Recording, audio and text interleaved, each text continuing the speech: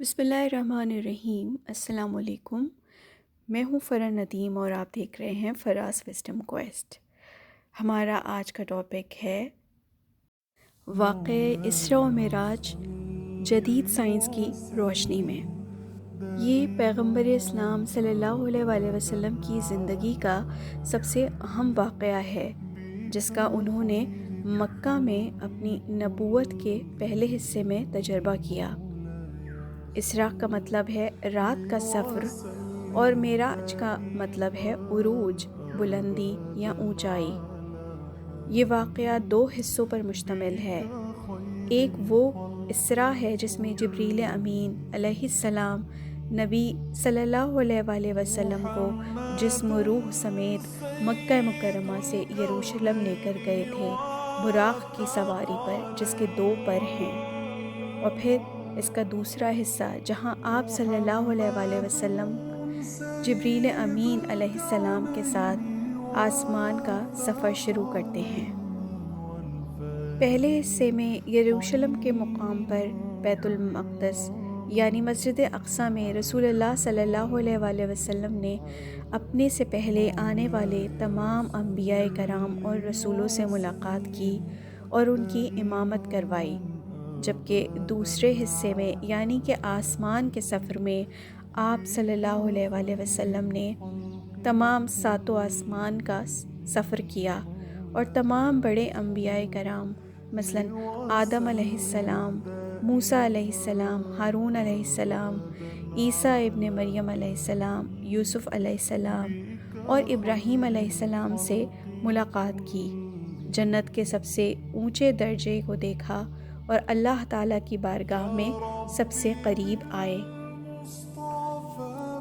اس سفر کے دوران اور اللہ تعالیٰ کی رفاقت سے رسول اللہ صلی اللہ علیہ وآلہ وسلم پر دنیا و آخرت کا بہت سا علم نازل ہوا جو انہوں نے اپنی نبوت کے بقیہ حصے میں سکھایا۔ یہ واقعہ کب پیش آیا، اس بارے میں بعض علماء کی مختلف آراء ہیں۔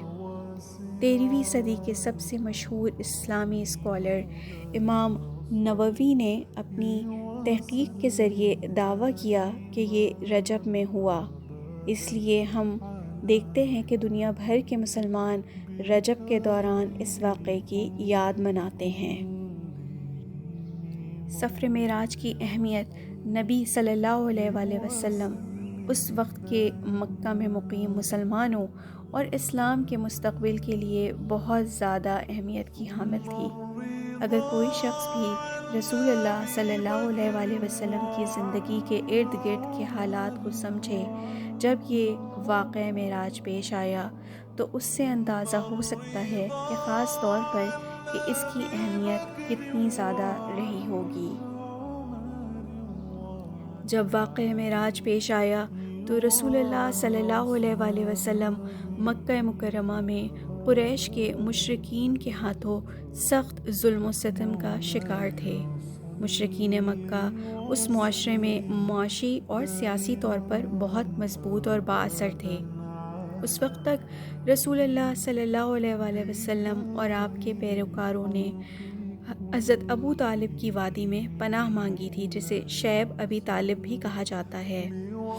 حضرت ابو طالب جو قریش کے حاضر سروس سردار تھے، اپنی پناہ کے دوران آپ صلی اللہ علیہ وآلہ وسلم کو صحابہ کرام کو کافروں کی طرف سے ان مسلط کردہ بائیکاٹ کا سامنا کرنا پڑا، جس کی وجہ سے قریش کے دوسرے طبقے مسلمانوں کے ساتھ کسی بھی قسم کا تعلق بنانے سے باز رہے۔ تمام سماجی تعلقات منقطع کر دیے گئے، مسلمانوں کے ساتھ کوئی مالی لین دین، ان کے لیے کھانے پینے کی اشیاء کی خرید و فروخت نہ کی گئی، اور یہ سب 3 سال کے لیے مسلط کر دیا گیا۔ اس کی وجہ سے مسلمانوں کے لیے بہت زیادہ دباؤ اور مشکلات پیدا ہوئیں۔ حضرت ابو طالب مکہ کے سردار ہونے کے ناطے نبی صلی اللہ علیہ وآلہ وسلم کا سب سے بڑا سہارا تھے، جنہوں نے مشرکین مکہ کو انہیں معاذ اللہ قتل کرنے سے روکا۔ اس دوران رسول اللہ صلی اللہ علیہ وآلہ وسلم کو 2 بھاری نقصانات کا سامنا بھی کرنا پڑا، جس نے آپ صلی اللہ علیہ وآلہ وسلم کو ایسے رنج و غم میں مبتلا کر دیا جو انتہائی تکلیف دہ تھا۔ حضرت ابو طالب انتقال کر گئے اور اس وقت رسول اللہ صلی اللہ علیہ وآلہ وسلم کی اکلوتی زوجہ، پہلی خاتون اول جنہوں نے اسلام قبول کیا، حضرت خدیجہ رضی اللہ تعالیٰ عنہ انتقال فرما گئیں، جن سے ان کو بہت بڑی مالی اور جذباتی مدد حاصل تھی۔ یہ دونوں نقصانات اور پھر اہل مکہ کا بائیکاٹ در حقیقت آپ صلی اللہ علیہ وآلہ وسلم کے لیے ناقابل برداشت بوجھ تھا، اور پھر سفر طائف کا واقعہ جو وہاں کے لوگوں کی بدسلوکی اور رسول اللہ صلی اللہ علیہ وآلہ وسلم کا اس بدسلوکی سے لہو لہان ہو جانے کے بعد ان تکالیف پر صبر کرنا واقعی بہت بڑی آزمائش تھا۔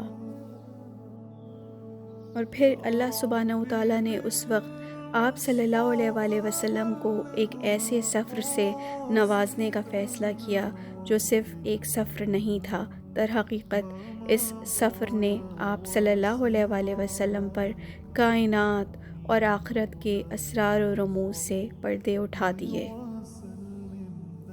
اس واقعے نے، اس سفر نے رسول کریم صلی اللہ علیہ وآلہ وسلم کو اسلام کے مستقبل اور پوری دنیا میں اس کی روشنی کے پھیلاؤ کے بارے میں بصیرت بخشی۔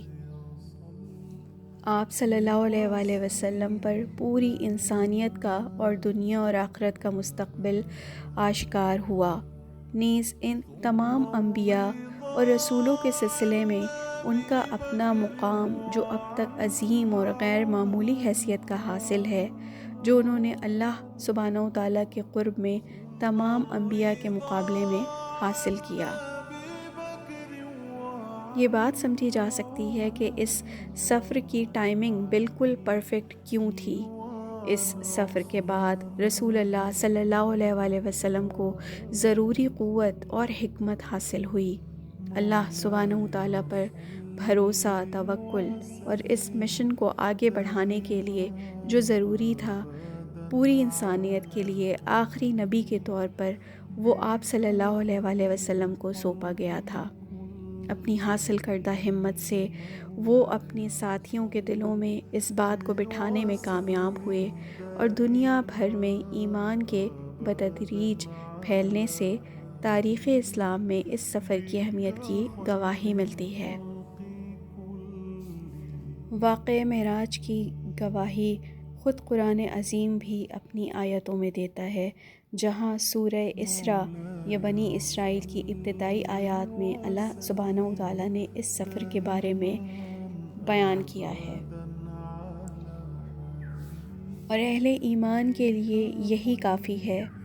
حقیقتاً اسلام کو اپنے اصولوں کی توثیق یا ویلیڈیٹ کرنے کے لیے کسی بھی سائنٹیفک انڈورسمنٹ کی ضرورت نہیں ہوتی، لیکن یہ دیکھنا بھی بہت دلچسپ ہے کہ ماڈرن ڈے فزکس میں حالیہ دریافتوں یا ڈسکوریز میں ایسے کلوز ملتے ہیں جو کہ اسراء و معراج جیسے غیر معمولی واقعے کو بالکل سپورٹ کرتے ہیں اور اس کی تائید کرتے ہیں۔ مثلاً واقعہ معراج کے بارے میں ٹائم ٹریول کی مثال لیتے ہیں۔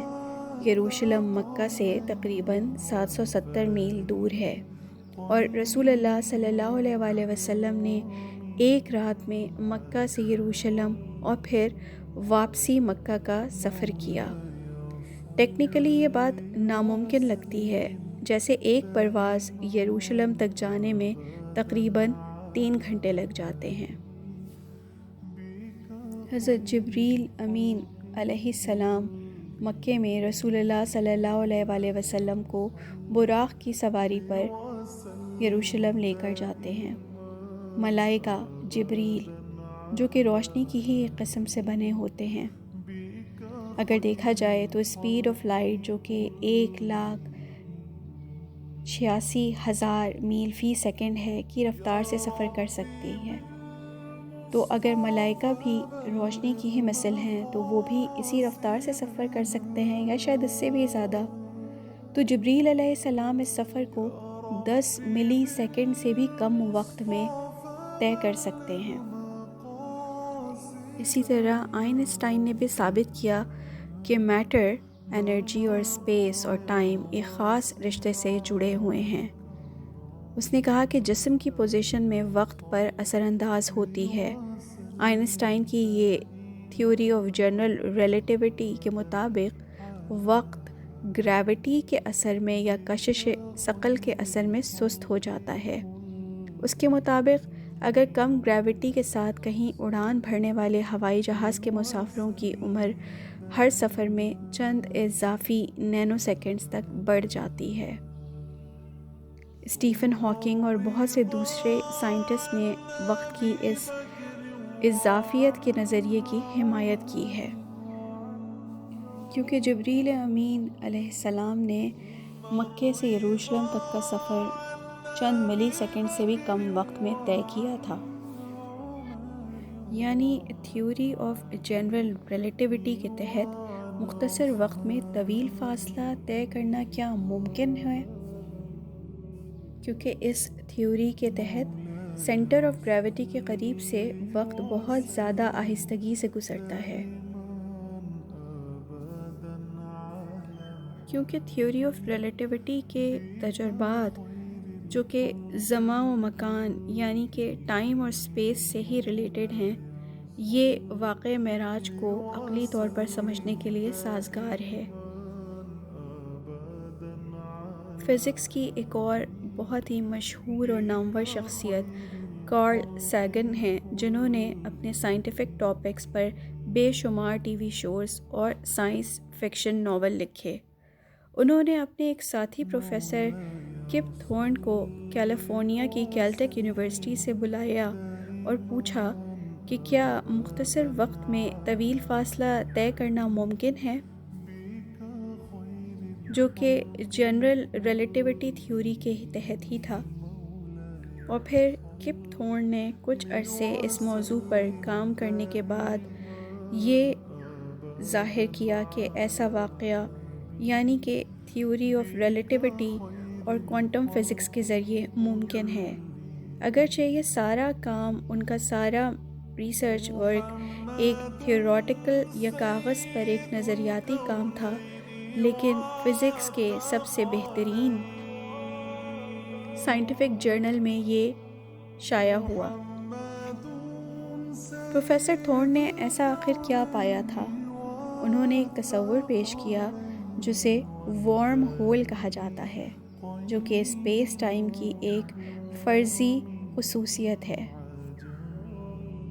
یا آپ اسے اسپیس ٹائم کے لیے ایک شارٹ کٹ بھی کہہ سکتے ہیں.